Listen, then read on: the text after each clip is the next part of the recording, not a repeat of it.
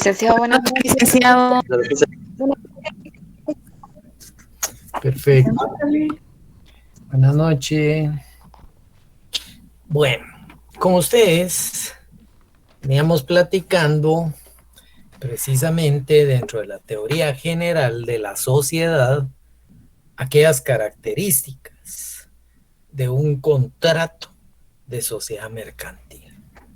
Habíamos mencionado que es un contrato formal o solemne porque para poder constituir una sociedad, con excepción de la sociedad de emprendimiento, este debe de faccionarse en escritura pública. Ese es un requisito, dije, esencial para la existencia. Pero ojo, pero luego debe de inscribirse en el registro mercantil. ¿Y por qué? Porque la ley así lo establece. El registro de esa sociedad, ¿verdad?, no está, sino que debe de dársele cumplimiento. Para empezar, que el contrato debe en algún momento ser autorizado. Ser autorizado tiene que tener la solemnidad, ¿verdad?, porque toda sociedad, con excepción de emprendimiento, por obligación, la creación, las modificaciones, cualquier modificación, óigase bien, ya sea al plazo, al aumento, a la reducción del capital, al cambio de la razón social, al cambio del objeto como tal, si se va a fusionar, si se va a disolver, todo ese tipo de cambios por obligación deben de estar en escritura pública y deben de ser inscritos dentro del mes siguiente a la fecha de la escritura, ¿ya?, en el registro mercantil. Es parte de aquella primera obligación que señalábamos dentro de las características de un contrato de sociedad. Dijimos que es plurilateral, segunda característica, porque hay varios socios, varios accionistas que son los que suscriben el contrato. Y por lo tanto se están obligando entre sí para la consecución de un fin común. Acuérdense del 1728 del Código Civil cuando platicábamos dos o más personas que convienen aportar bienes o trabajo. Ahí está la plurilateralidad, ¿verdad? Van a suscribirlo, pero al mismo tiempo van a aportar bienes, van a aportar trabajo para una consecución de un fin en común. ¿Y cuál es el fin en común? La búsqueda del lucro. Y luego distribuirse las utilidades o la ganancia. Tercera característica, mencioné que es un contrato principal. Porque el contrato de sociedad mercantil subsiste por sí solo. No tiene ningún, óigase bien, ¿verdad?, impedimento, no tiene otra obligación más que cumplir con el objeto de la creación. Por eso es principal. Una cuarta pasa a ser oneroso. Hay gravamen al patrimonio de los socios o accionistas. Pero también es oneroso, ¿por qué? Porque también pueden obtener beneficio. Y eso representa distribuir utilidades. Total o parcialmente, pero distribuir utilidades. Bueno, y ahí tenemos 4 características. Una quinta es absoluto. No va a estar sujeto a condición. Y por favor, no confundan esta cláusula con lo principal. El contrato de sociedad mercantil va a subsistir por sí mismo. Mientras que cuando hablamos que es absoluto, no va a estar sujeto a ningún otro tipo de condición.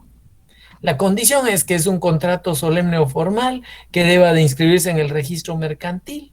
Ah, ojo, por eso es absoluto, porque naciendo a la vida jurídica, aparte de las obligaciones que tiene para inscribirse, etcétera, no va a estar sujeto a ningún otro tipo de condición para nacer a la vida jurídica. Es de tracto sucesivo. Ya pasaría a ser una sexta característica del contrato, ya que tiene efectos en el transcurso del tiempo. Hay socios, perdón, hay accionistas, sería en este caso. En una sociedad de capitales vamos a encontrar accionistas que se comprometen en algún momento a aportar bienes, maquinaria, equipo, que todos le dan un valor y todos saben de las características. Pero si en algún momento ¿ya? Ese tipo de bien ¿ya? No se entregara, por ejemplo, ya hay incumplimiento. Hay quienes se comprometen a entregar determinada maquinaria en ciertos procesos, en ciertas etapas del inicio de una sociedad, y después de 3 entregan el de hoy, entregan el de 3 meses, pero a los 6 meses ya no entregan el resto del equipo. O aquellos títulos de crédito que deben de ser cobrados sucesivamente, y eso va a ir pagando el capital que vaya a aportar, sobre todo un accionista. Entonces, eso lo que genera es incumplimiento.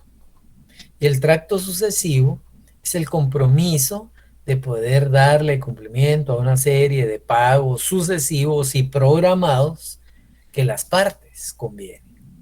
Ante el incumplimiento de algo de esto, se puede venir y rescindir el contrato.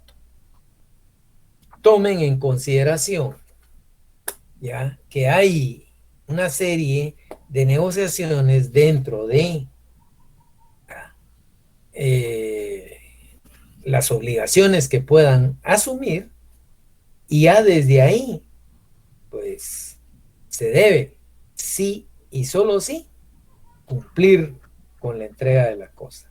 En caso contrario, se puede rescindir dicho contrato como tal, porque al final el pago parcial de una serie de acciones nos lleva a que exista en realidad un contrato, aunque sea verbal, pero existe el tipo de obligación para efectos del pago de dichas obligaciones. Y si ante el incumplimiento de uno, se puede dar automáticamente, ¿ya? Sino que el rescindir el contrato respectivo.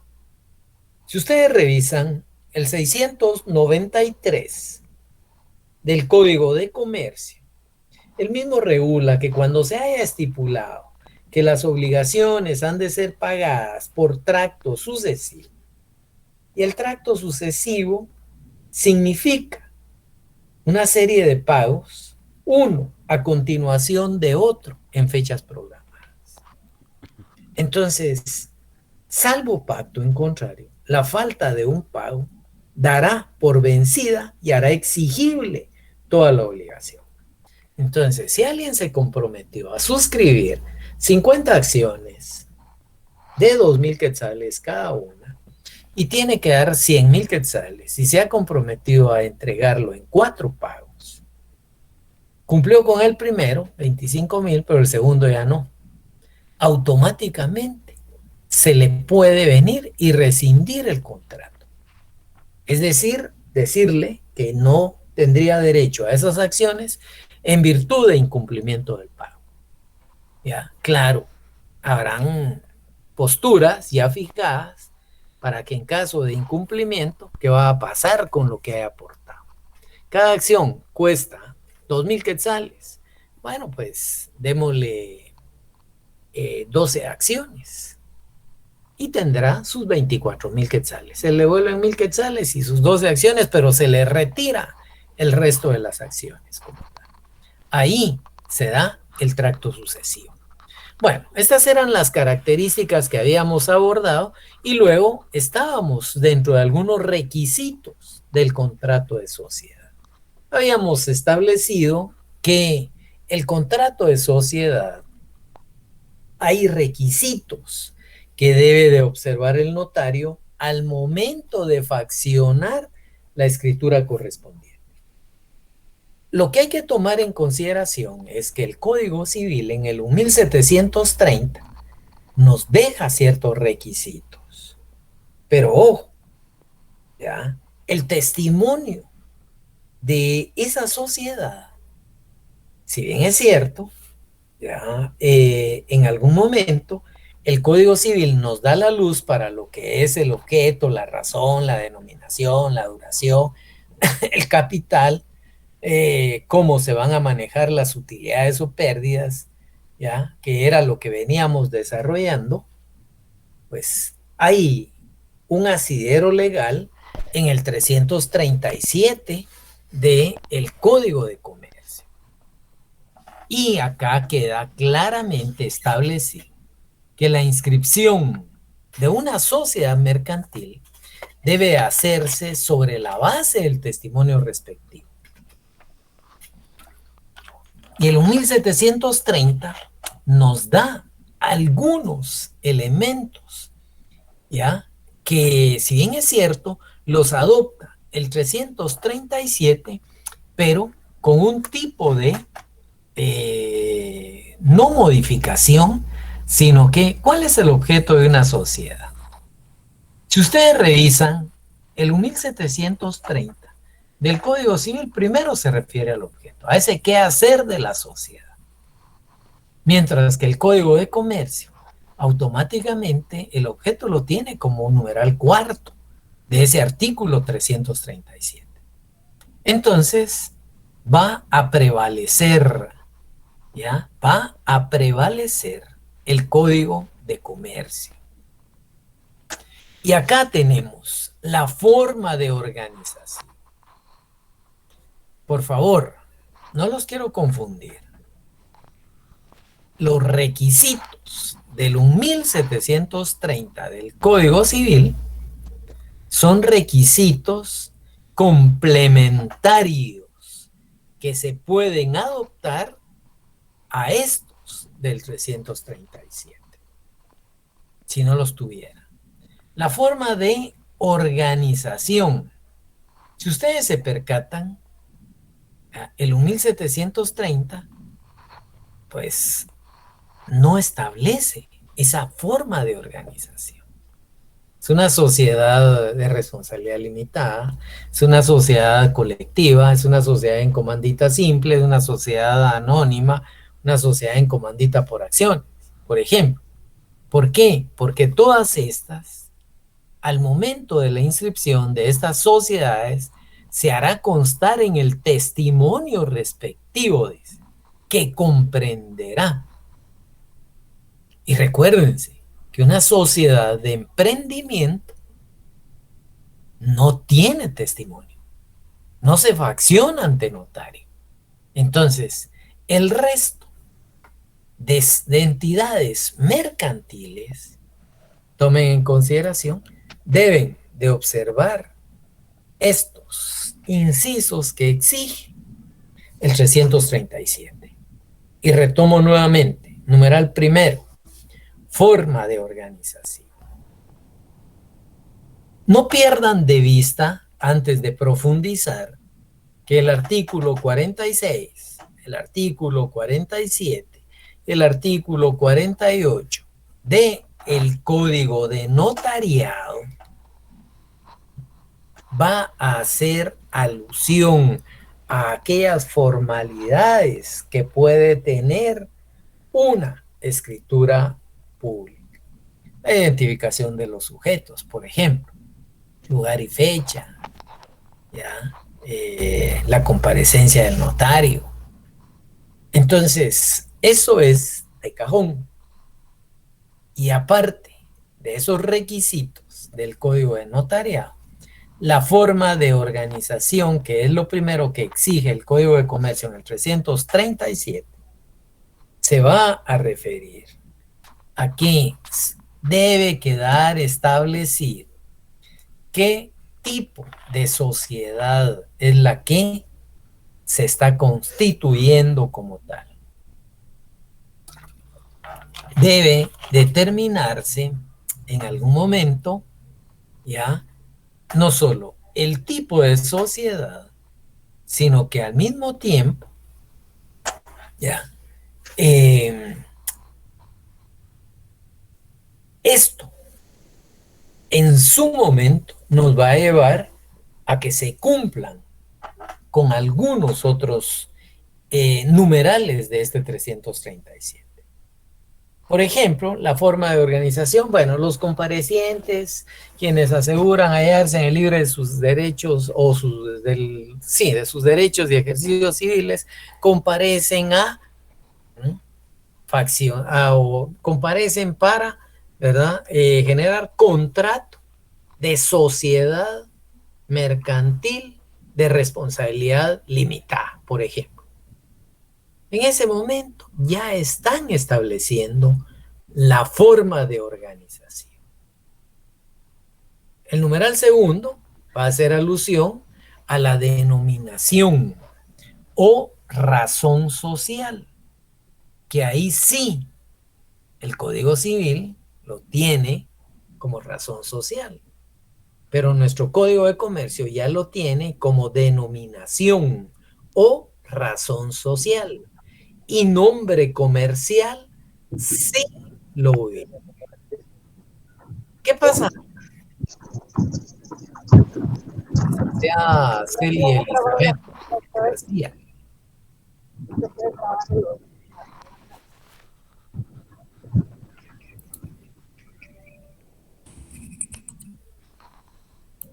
Bueno, ya tenemos por ahí. Licenciada Celia Elizabeth, ¿podría apagar su audio, por favor? Perdón, licenciado. Gracias. Bueno, mencionaba la denominación o razón social y el nombre comercial si lo hubiera. Tomemos en consideración, ya habíamos mencionado que tanto la denominación como la razón pasan a constituirse en dos elementos totalmente distintos.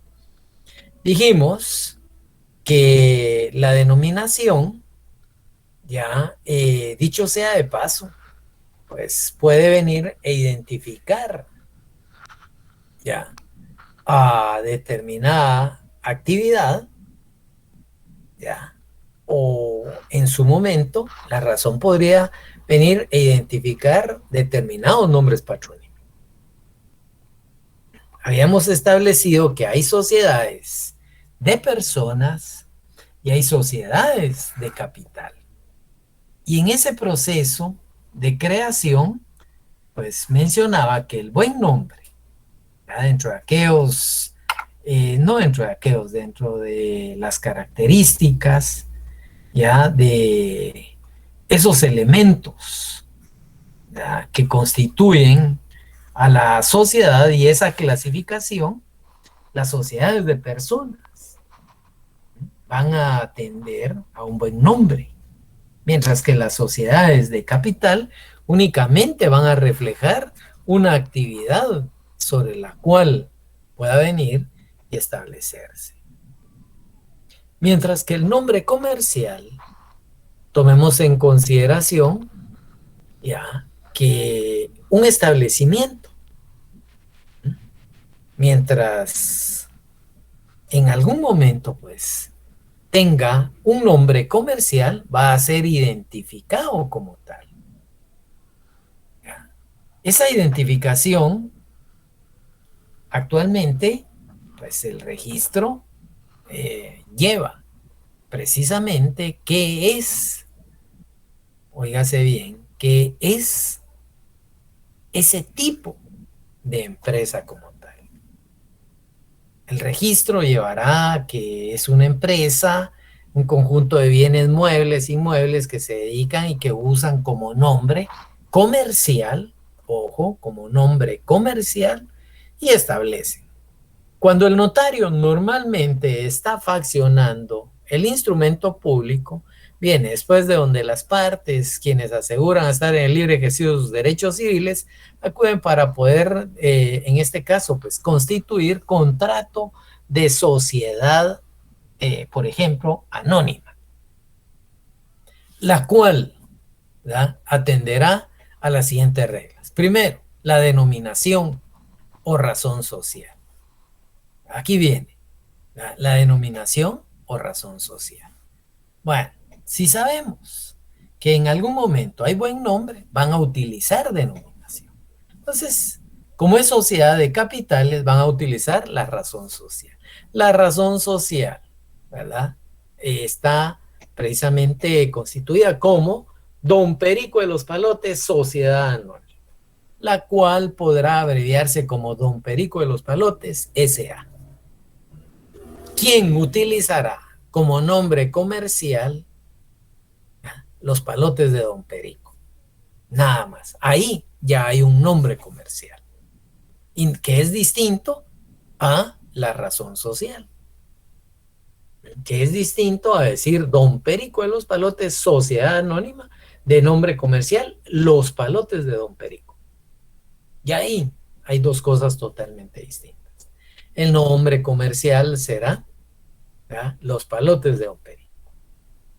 El domicilio y sus sucursales, que también lo habíamos abordado como tercer elemento dentro del Código Civil, acá también tiene un numeral tercero, pues el domicilio de la sociedad estará constituido en el municipio de Guatemala, del departamento de Guatemala, sin que esto limite para que pueda constituir agencias o sucursales en todo el territorio nacional. Ahí dejan abierta la puerta, ¿ya? Y a partir de ese momento, pues, pueden utilizar los palotes de Don Perico número 1, los palotes de Don Perico número 2, y así sucesivamente, conforme vayan abriendo. O en su defecto, un agregado para identificar el sector, que también es válido. ¿Por qué? Porque pasa a ser empresa como tal. Y si pasa a ser empresa, entonces esto permite, por ejemplo, ¿verdad?, que siendo un conjunto de elementos, pues pueda tener un nombre que identifique a ese establecimiento. Ejemplo, los palotes de Don Perico, Antigua. Los palotes de Don Perico, por ejemplo, Chinautla.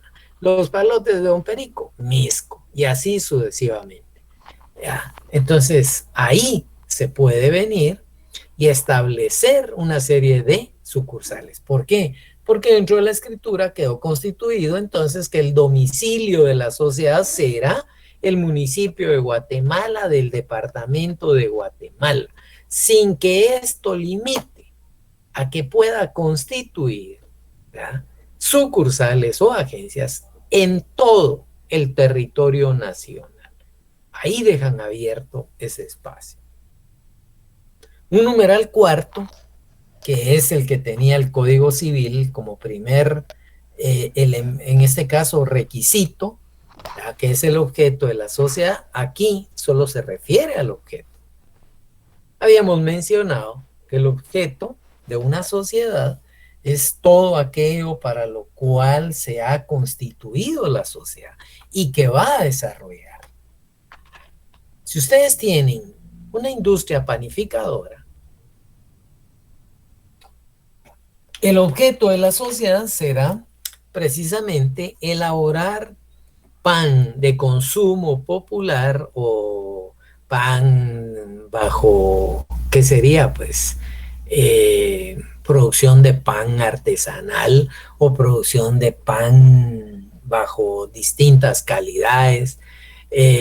Pueden importar harina, distribuir, comprar, vender pan, equipo para panadería, batidoras, etcétera, etcétera, materias primas, importar, exportar, y empiezan pues a dejar un gran abanico de actividades a los que la sociedad se puede dedicar.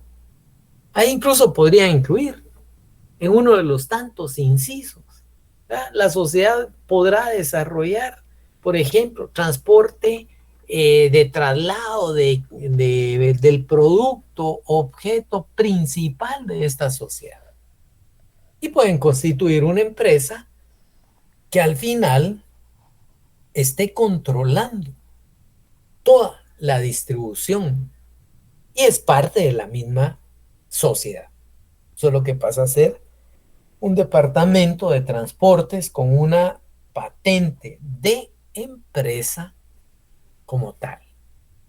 Y así pueden subdividir planta de producción, planta de vendedores, tiendas, transporte, importadora, exportadora, lo que quieran como tal. El objeto es amplio como tal.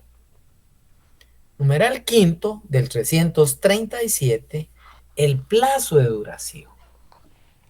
Allá lo teníamos como parte del numeral cuarto o inciso D del Código Civil, y el plazo de duración de una sociedad es el tiempo para el cual la sociedad nace a la vida jurídica.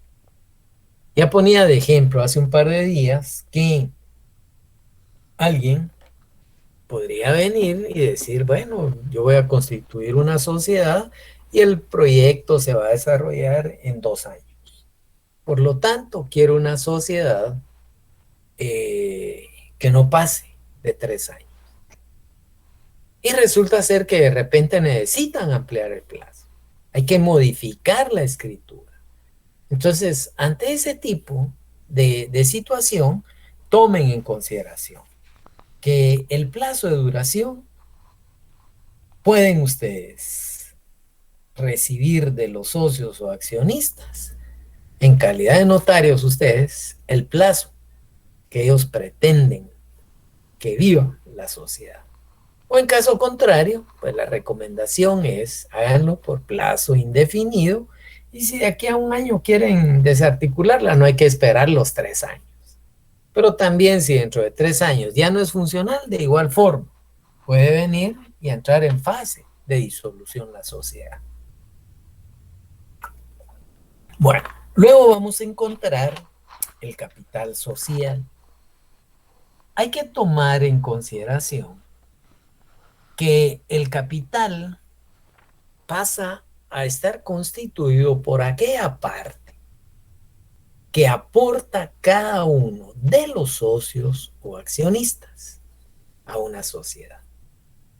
Y que, dependiendo del tipo de sociedad, en algún momento, pues, ese capital va a responder a una deuda social. Y esa deuda social, dependiendo del tipo de sociedad, puede exigir que socios donde la responsabilidad es ilimitada tengan que inyectarle más capital a la sociedad para darle cobertura a esa deuda social. Mientras que en las sociedades de capital,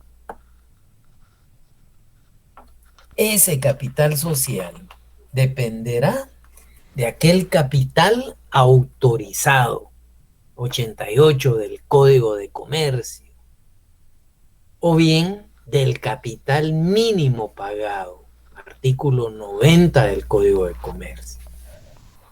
Y ahí tenemos un capital mínimo pagado y un máximo por autorizar.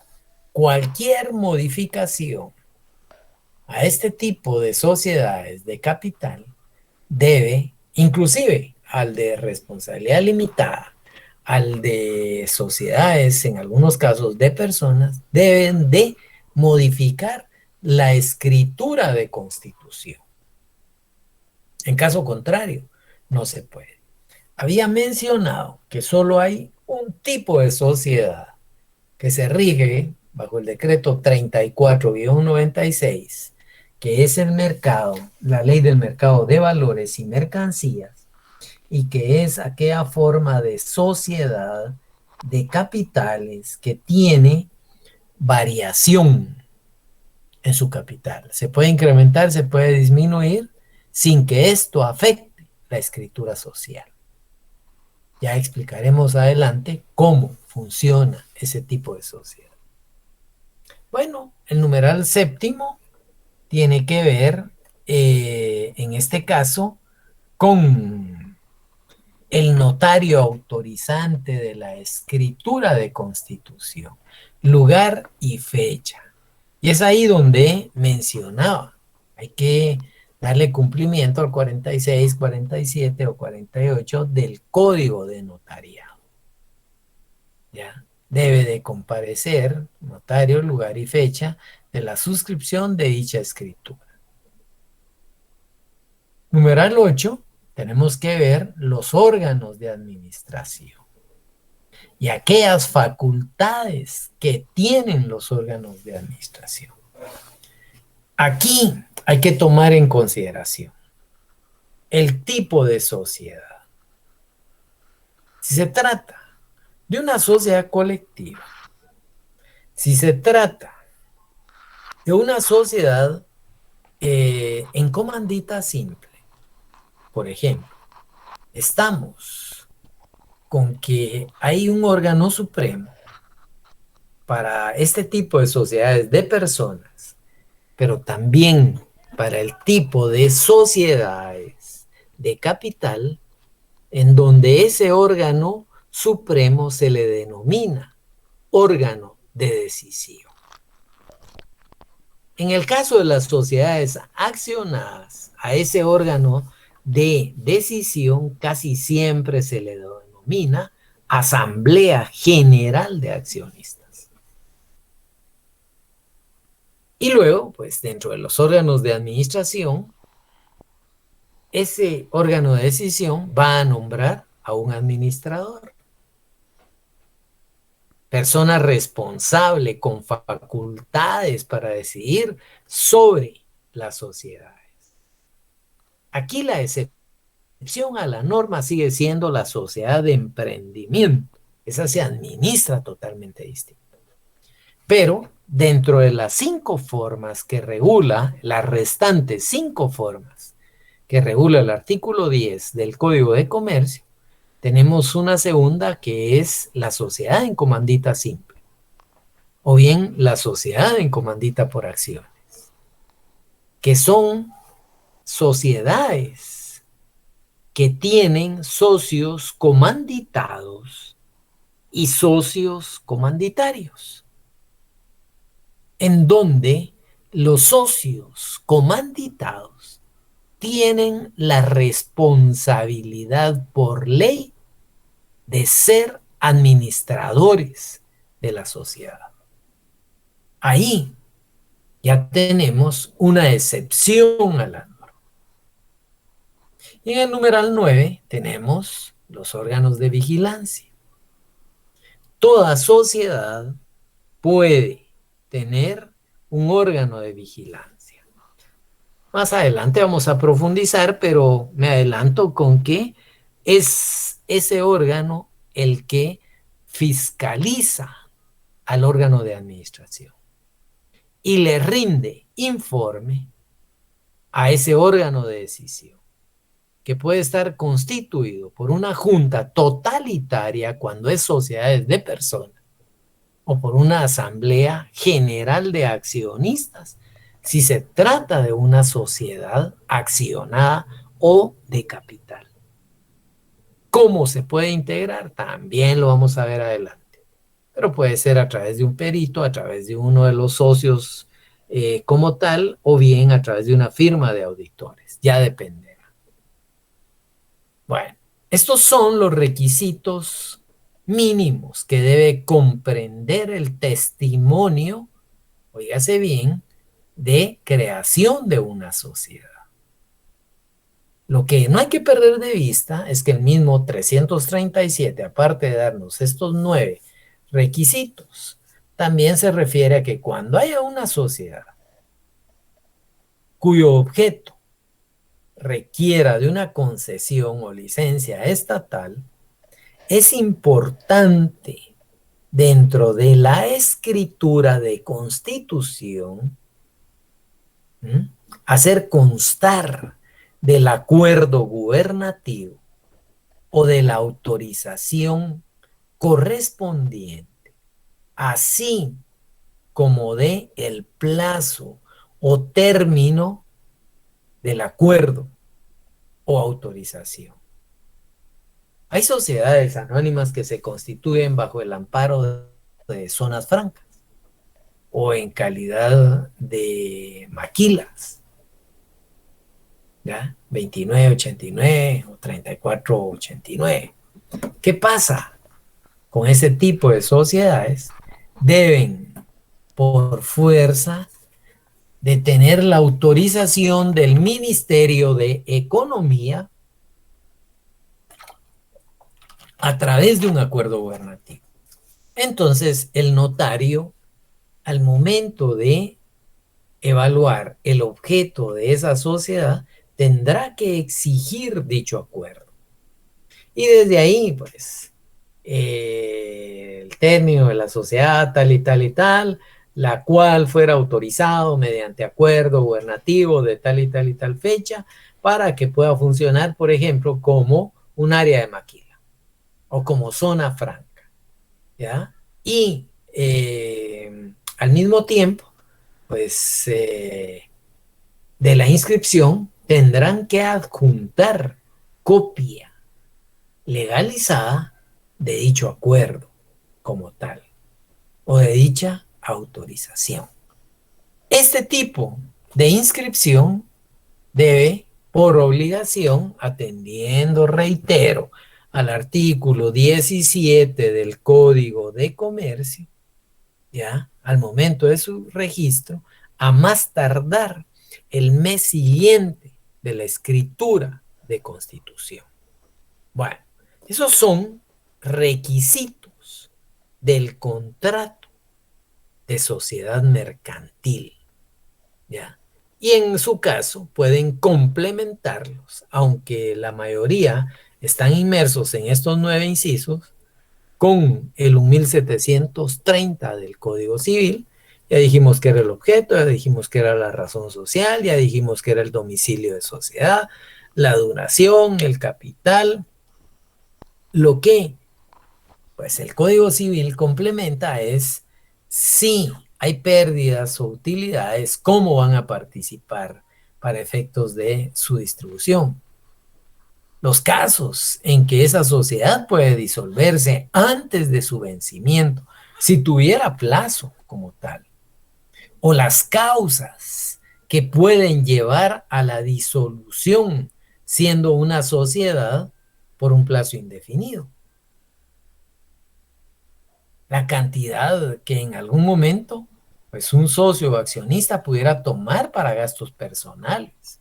Pero esto así lo deja establecido. Lo que hay que tomar en consideración es que hoy la Superintendencia de Administración Tributaria, las mismas normas internacionales de contabilidad y las mismas normas internacionales de auditoría que han sido ratificadas y adoptadas por Guatemala, no permiten una distribución de utilidades antes de que se pueda obtener. También hay que entrar a considerar que dentro de la misma escritura se debe dejar establecido el procedimiento para poder resolver aquellas diferencias que se den entre socios o accionistas. Y al mismo tiempo, a pesar de que hay un órgano de administración y un órgano de vigilancia que el órgano supremo pueda nombrar, pues también hay que tomar en consideración la forma en que se va a administrar la sociedad. Los socios o accionistas así lo van a pactar. La sociedad será administrada por un administrador único que tendrá representación legal. O bien, la sociedad podrá ser administrada por un consejo de administración El que en este caso, pues, tendrá la representación legal y presidirá el presidente del Consejo de Administración. Y van las funciones del presidente, el vicepresidente del Consejo de Administración, del secretario, del vocal, bueno, ya dependerá cómo esté integrado. Eso debe quedar dentro de la escritura de constitución. Son aspectos complementarios del Código Civil a un contrato de sociedad. Bueno, me detengo. ¿Alguna duda hasta aquí?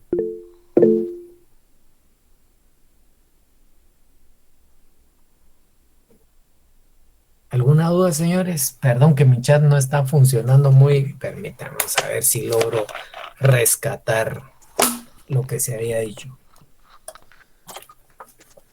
Lick Pedro Antonio dice, ¿cuáles eran los tipos de socios en la sociedad en comandita? Hay socios comanditados y socios comanditarios. Cada uno tiene funciones propias y cada uno, pues al final, tendrá no solo funciones propias dentro de la sociedad y por supuesto, ¿verdad? Como parte de esa misma sociedad se tendrá automáticamente que evaluar. Que revisa el artículo 68 para efectos de una sociedad en comandita simple como tal, ¿ya? Y luego, pues, si necesita más adelante venir y terminar de articular ese tipo de sociedades, como lo puede ser la sociedad en comandita por acciones, pues de igual forma, ¿ya? Tiene que tomar en consideración, por un lado, lo que regula, ¿ya? El código siempre de comercio allá por el 195 como tal. Bueno, si no hay alguna duda, yo entro a analizar tanto efectos internos como efectos externos que tiene todo contrato de sociedad mercantil. Vean, pues, a mí me sorprende, muchos se salen, tengo 80 y pico de estudiantes y solo hay 46 conectados. Hoy voy a pasar una prueba para efectos de un laboratorio presencial como tal. Bueno, vamos. Los efectos de una sociedad pueden ser efectos internos y efectos externos que todo contrato de sociedad debe de observar. Un contrato de sociedad mercantil va a generar efectos internos y nos vamos a referir a aquellas relaciones jurídicas, óigase bien, que se dan dentro de los socios de una sociedad, ya sea para con la sociedad o de la sociedad para con ellos. Esos efectos internos, que son varios, por ejemplo, hay que tomar en consideración que la sociedad mercantil se rige por las disposiciones de su escritura social y por las disposiciones del Código de Comercio. Otro efecto interno son aquellos derechos que tienen los socios. Los socios, que son parte de una sociedad, tienen el derecho al reparto de las utilidades. Cualquier pacto que se pretenda dejar dentro de la escritura de constitución, hay que tomar en consideración que se toma por no puesto. Si yo puedo decir dentro de la escritura de constitución de la sociedad mercantil, octavo semestre, sección A8, antigua, la licenciada Cindy Melgar no tiene derecho a participar dentro de las utilidades de la sociedad, ni el licenciado Pedro Antonio Jauria García.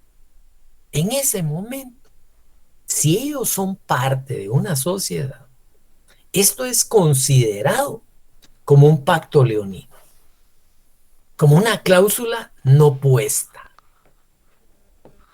Aparte, yo podría decir, la licenciada Mónica Kuma, el licenciado Esteban Castellanos, no tienen derecho en calidad de socios a participar en las asambleas, ni a votar dentro de las asambleas. Esos son pactos no puestos. ¿Por qué? Porque dentro de los efectos internos, todo socio o todo accionista va a tener los mismos derechos, óigase bien, los mismos derechos, no estoy hablando del porcentaje de los mismos derechos, porque alguien que haya aportado 100,000 quetzales a la hora de repartir utilidades va a recibir más que alguien que haya aportado 5,000 quetzales. Entonces, los mismos efectos serían la participación, ¿ya? Los derechos que puedan tener ellos como socios, o bien la sociedad para con ellos. Entonces, les asisten los mismos derechos.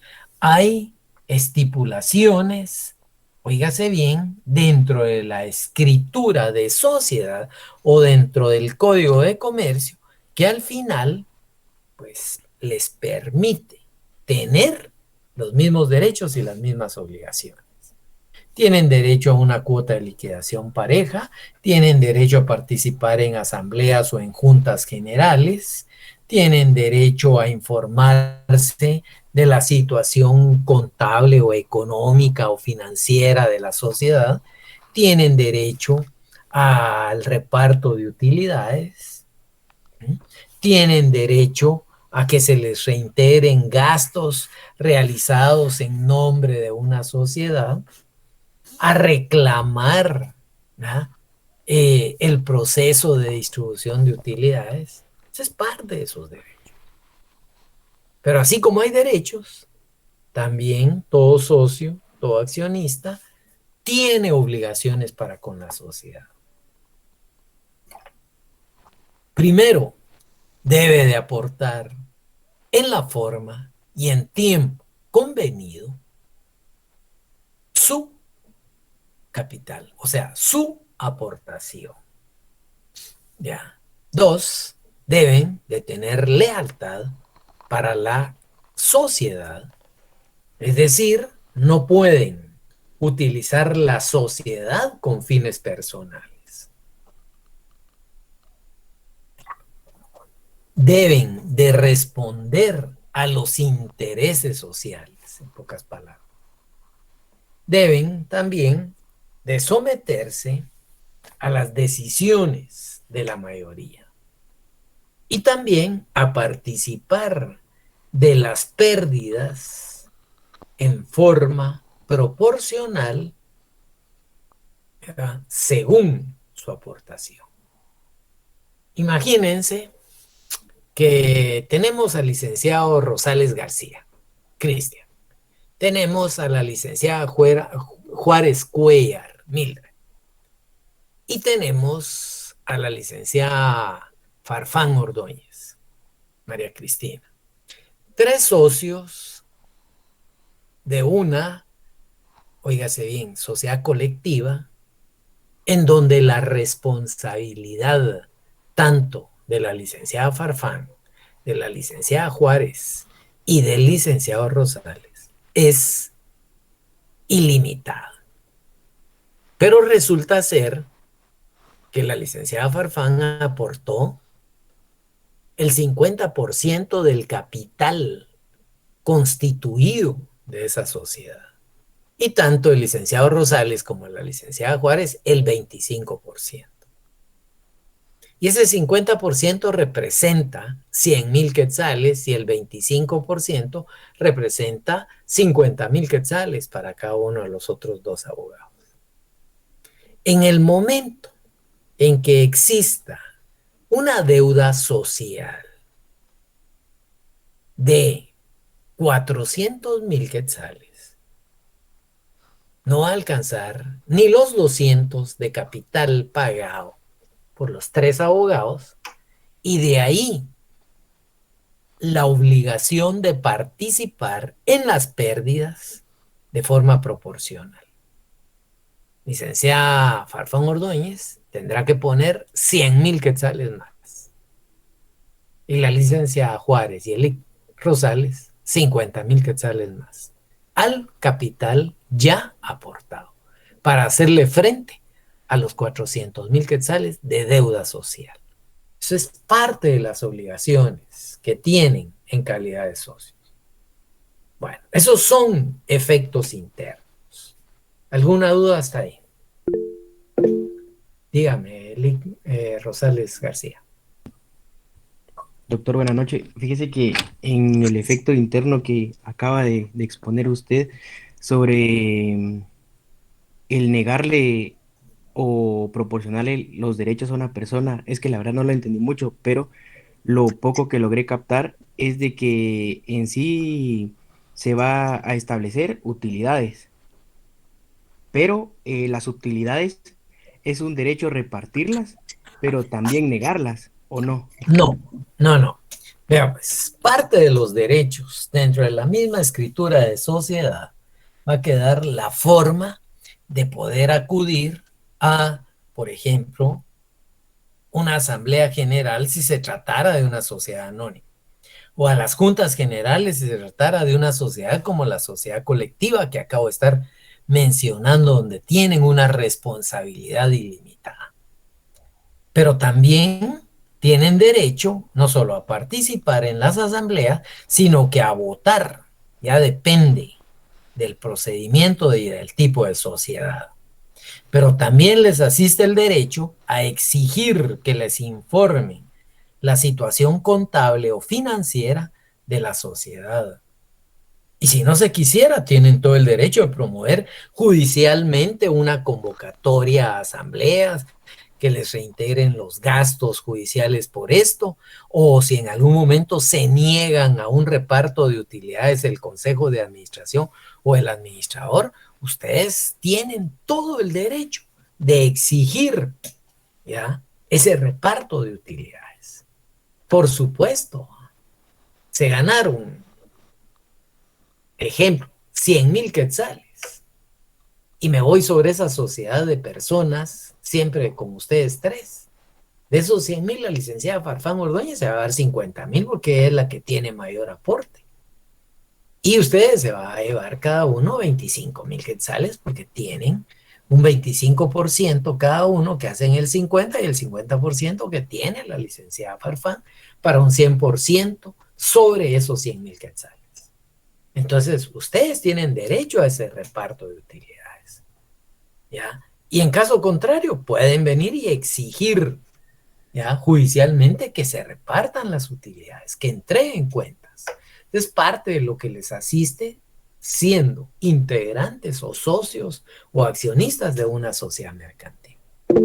Pero así como hay derechos, también hay obligaciones, ¿ya? Y deben en algún momento, primero que nada, no usar la sociedad con fines personales. 2, se van a someter a la decisión de la mayoría de los socios o accionistas. 3, van a participar también de las pérdidas de forma proporcional. así como tienen derecho a participar de las utilidades proporcionalmente, también en las pérdidas. ¿Por qué? Porque el tipo de sociedad que les mencioné los obliga a tener una responsabilidad ilimitada. Todo lo contrario, están en una sociedad anónima. La responsabilidad es solo hasta el monto de la aportación de cada uno. Entonces, ahí es otro escenario, ¿ya? Y al mismo tiempo tienen la obligación de entregar y de haber aportado el capital como se comprometieron. Espero haberle aclarado ahí, licenciado Rosales. Sí, muchas gracias, doctor. Bueno, a ver, licenciada Farfán, cuénteme. Sí, yo tengo una duda. Mire, y dentro de esas sociedades, ¿qué pasa si no sé si se puede que uno de los socios se declare en bancarrota, Nick? ¿Quién Bien, se cubriría puede. ahí la deuda? Fíjese que se puede. Lo que hay que tomar en consideración es que por ser una deuda social, óigase bien, la responsabilidad es ilimitada. Imagínese que hemos mencionado a 3 socios con responsabilidad ilimitada. Y que me perdone, vamos a poner al varón, al licenciado Rosales, discúlpeme, pero resulta ser de que por A o B circunstancia o por capricho decide no pagar. Y se va a declarar, como dice usted, en quiebra, no en bancarrota. Se va a declarar en quiebra. ¿Qué es lo que pasa con aquellas ¿Cuál es la personas? diferencia de quiebra y bancarrota? Disculpe, Nick. Ahorita le voy a aclarar. Aquí hay que tomar en consideración los declarados en quiebra, para empezar, ¿ya? Tienen que venir y utilizar un procedimiento para efectos, ¿ya? De que, pues por insolvencia, el nombre correcto es declarado fallido, pero todos decimos se declaró en quiebra. Entonces, esta persona va a incumplir con las obligaciones de la deuda social. Pero eso no le libera a usted ni a la licenciada Juárez Cuellar de esa responsabilidad. ¿Por qué? Porque la sociedad es con responsabilidad ilimitada. Imagínese que hipotéticamente la licenciada Juárez Cuellar diga yo tampoco puedo y se declara también en quiebra. Entonces usted tendrá que venir y afrontar las deudas sociales de manera ilimitada. Pero a usted le asiste el derecho de, aquí ya viene, va, utilizar por un derecho de repetición, ¿ya? Porque va a existir una solidaridad mancomunada, aparte de que usted paga la deuda, pues usted va a establecer un tipo de demanda en contra precisamente de el resto de socios como tal. Ahora bien, ellos jamás podrían venir y volver a ser parte de una sociedad o tener una empresa hasta que no hayan cumplido con su obligación. A esto se le denomina precisamente rehabilitación. Si usted revisa el artículo 21, ¿ya? Los declarados del Código de Comercio, los declarados en quiebra no pueden constituir sociedad hasta que no o mientras no hayan sido rehabilitados. ¿Ya? Ahora bien, cuando usted me menciona, ¿ya? El término en bancarrota, tenemos que tomar en cuenta que, primero que nada, si estamos hablando bancarrota, estamos hablando o nos estamos refiriendo a un banco como tal, a una quiebra? Por definición, podríamos decir, es una quiebra colectiva, es una quiebra mercantil, ¿ya? Pero aquí lo que sucede realmente es que esa quiebra mercantil nos lleva a que hay un proceso colectivo de socios o accionistas, ¿ya? En donde en algún momento, pues claramente llegan a establecer que no pueden hacerle frente a sus obligaciones y por lo tanto se declaran en un estado de quiebra como tal. Pero ahí, ojo, ese proceso, insisto, es colectivo. En este caso, ellos, en algún momento, ¿ya? Cada uno puede ser declarado, pues, como, ahí sí que en quiebra, ¿va? Pero cada uno en lo individual. Cuando es colectivo, dicen la institución se declaró en bancarrota. Entonces aquí Pero, ya no se, perdón, Nick, pero entonces cuando los tres se declaran en bancarrota, ya no tienen que cumplir con solventarlo, bien, la deuda, bien, es que a eso para iba. poder abrir otra sociedad. No, no pueden, no pueden. Es que a eso iba, ¿ya?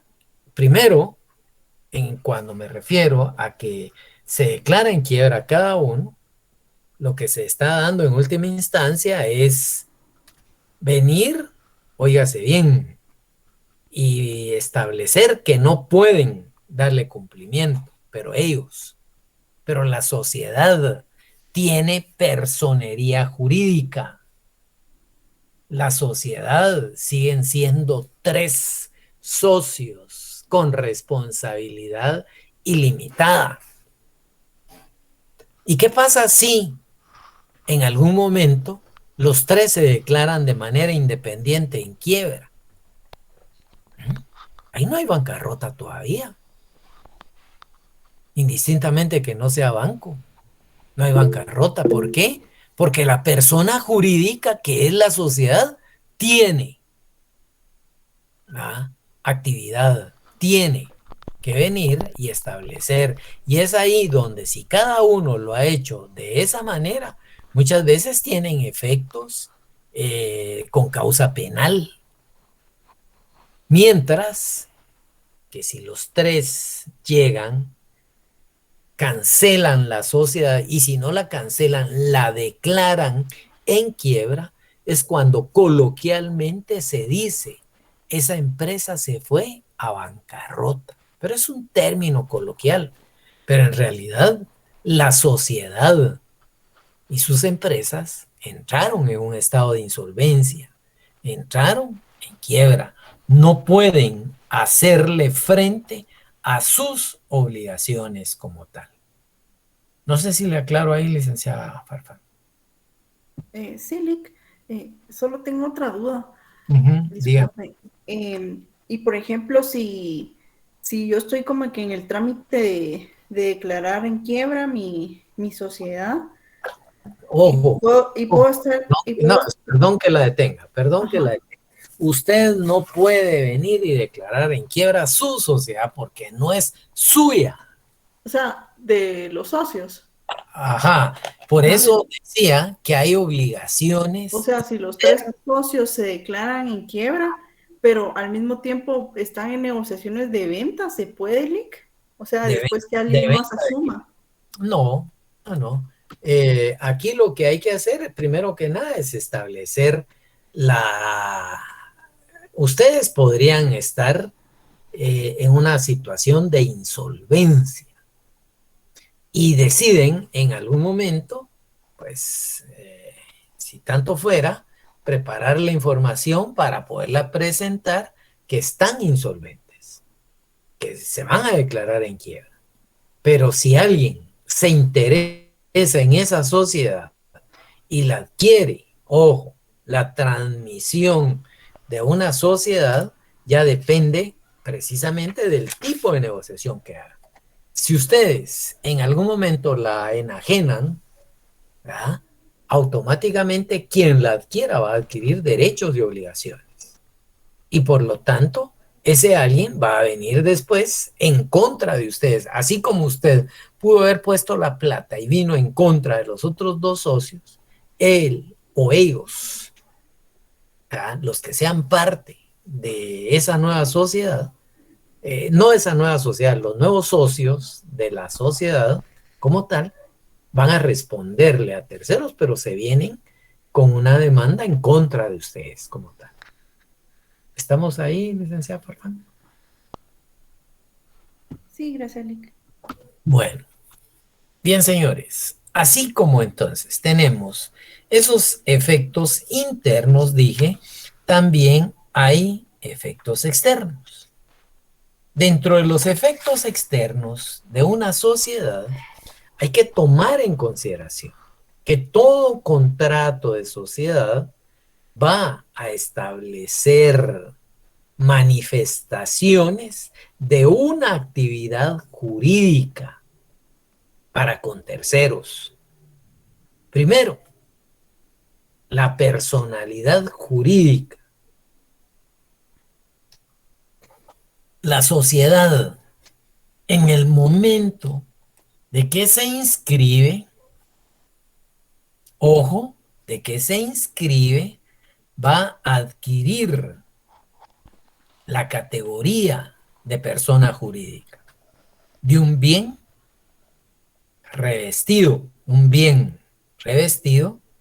como sociedad que tiene precisamente el reconocimiento como persona jurídica.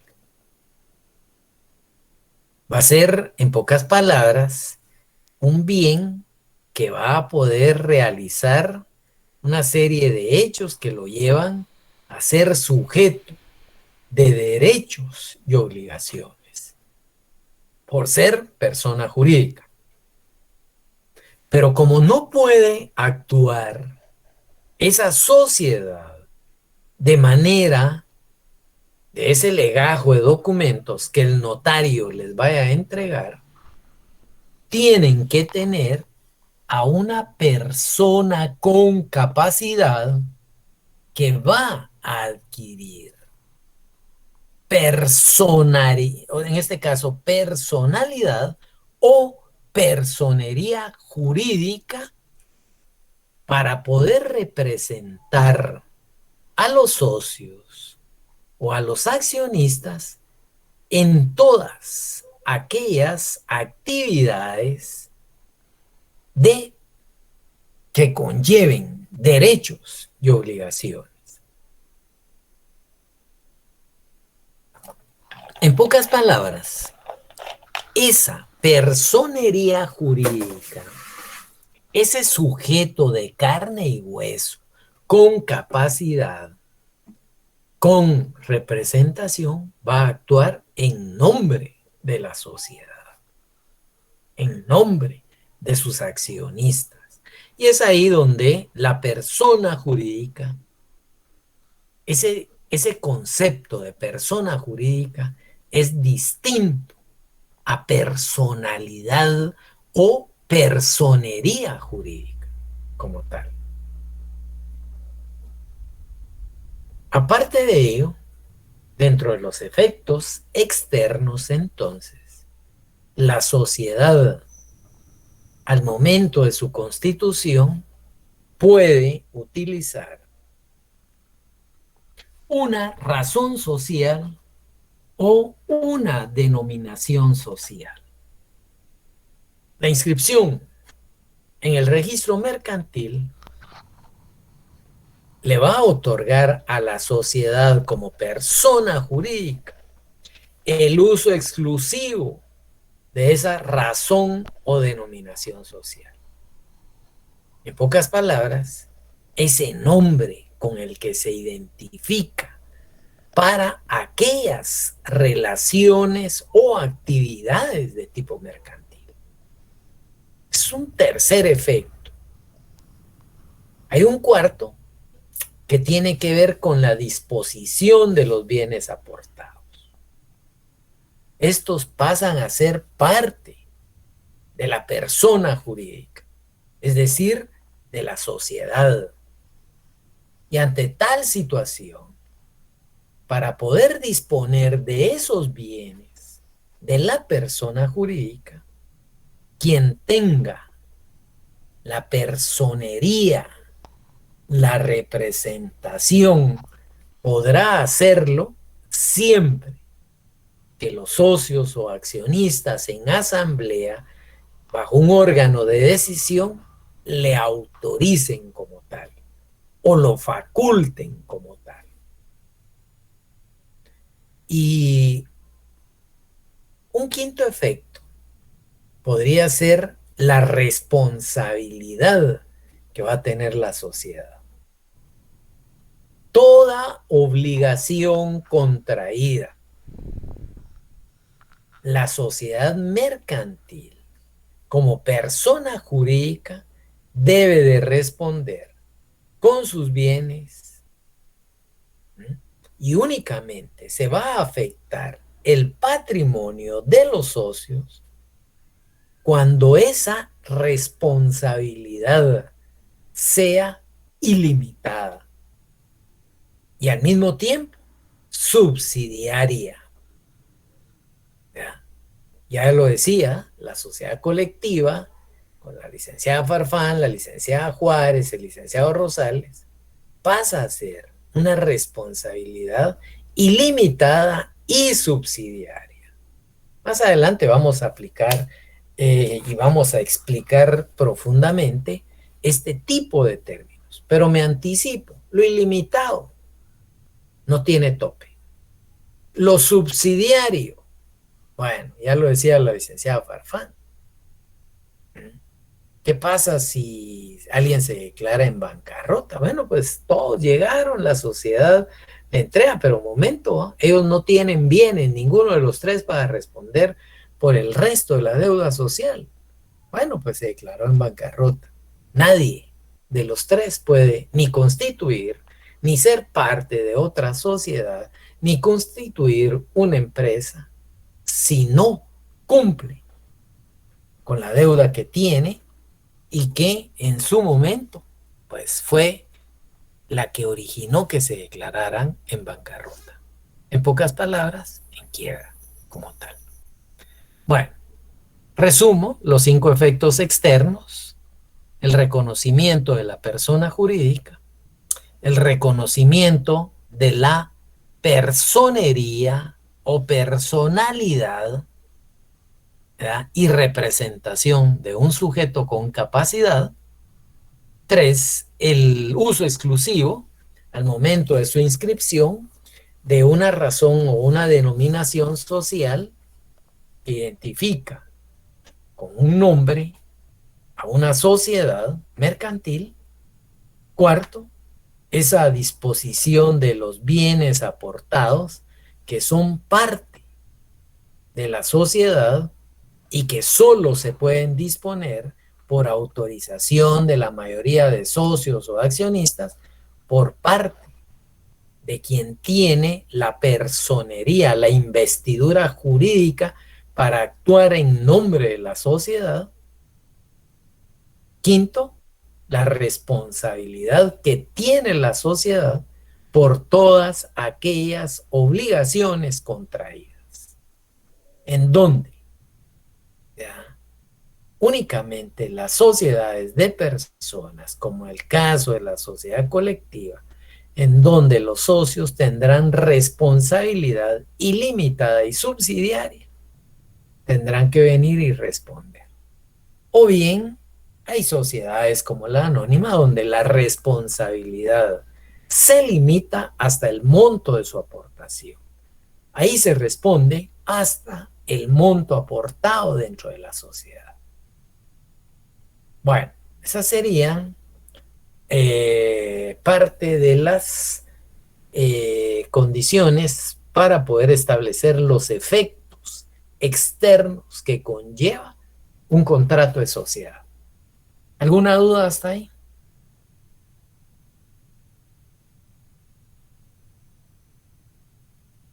creo que ya fueron a dormir o están cenando. Bueno, están haciendo la cena, así que no la van a quemar. Bien, señores, nos escuchamos mañana a las 6 de la tarde. Buenas noches. Feliz noche. Feliz noche, Lick. Feliz noche, Lick.